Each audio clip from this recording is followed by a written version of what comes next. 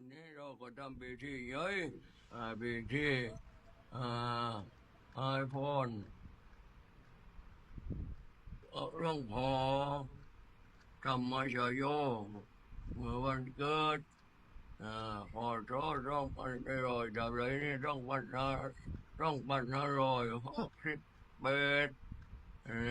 หลวงพ่อก็อายุวันมงคล81นะครับนิมนต์พระทั่วประเทศ40,000 กว่าองค์จะบอกพระจะบอกโยมก็มากมายกายของมากทั่วประเทศและนอกประเทศมาให้พรดังขอให้พรไหนที่ดีพรไหนที่สวยที่ห้ามพรที่ประเสริฐพรที่เลิศจงประสบให้มีแก่หลวงพ่อธรรมชโยขอให้มีแต่ความสุขมีความเจริญและมีความก้าวหน้าในหน้าที่ในการงาน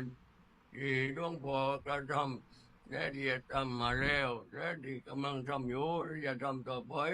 ขอให้สำเร็จสมดังความปรารถนาของหลวงพ่อและให้พ่อมีอายุยืนยาวนานและเป็นลมโพลมใจของภิกษุและสามเณรและคณะสงฆ์ให้มีแต่ให้เจริญให้รุ่งเรืองและพระหลวงพ่อก็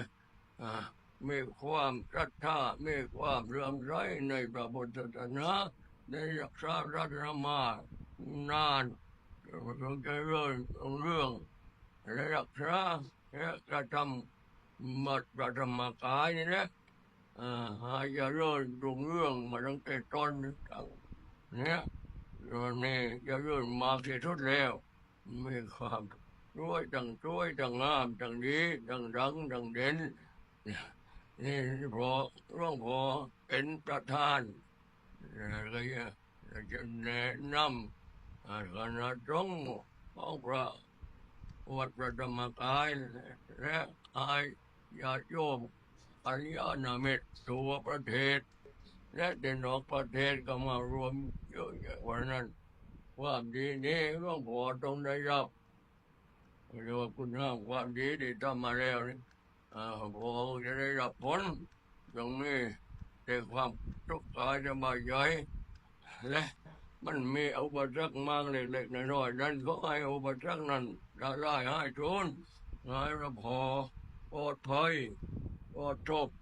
ปลอดโรคปลอดโรคปลอดภัยอันตรายภายนอกอันตรายภายในขออย่าให้มีขอให้หมดไปสิ้นไปพอ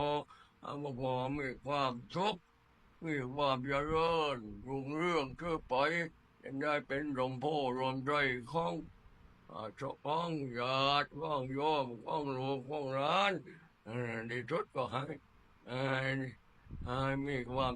มีแต่ความทุกข์กายสบายใจปรารถนาถึงนั้นถึงใดขอให้สมปรารถนาทุกประการตลอดกาลนานเทอญ